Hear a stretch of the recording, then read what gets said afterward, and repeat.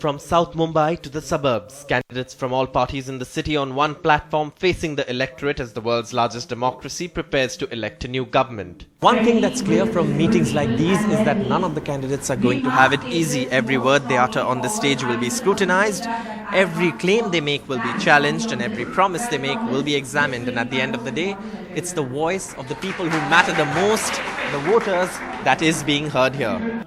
The effort to get candidates together like this has been appreciated, and with all candidates agreeing to sign on a charter of demands and agreeing that political parties should come under RTI, first-time voters are particularly impressed. Yeah, I think it's important to have such meetings because before this I did not even know most of the names of the candidates.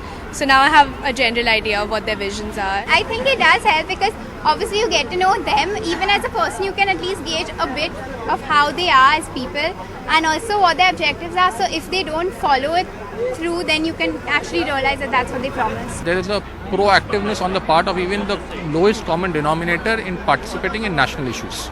The organizers say while these meetings have happened before, this time there seems to be more interest. People need to know the face of that candidate.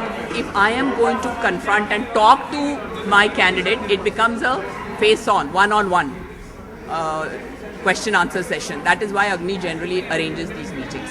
But the candidates say the polarization of these elections has crept in here too, even as they welcome the effort. Agni has always been very proactive. It just saddens me to see that there are groups formed in there as well. Say everybody has that little lobby of theirs and somebody's heckling you or things like that. So I think it's a very good initiative, and I think we should just be given a chance to speak, about your vision. I think it's very important in any polity like this that the people have access to the people whom they are going to choose, the people whom they are going to vote for. There may have been some chaotic scenes, but that is bound to happen. We need a PPP module, a politics and public participation module. In Mumbai, Saurabh Gupta, NDTV.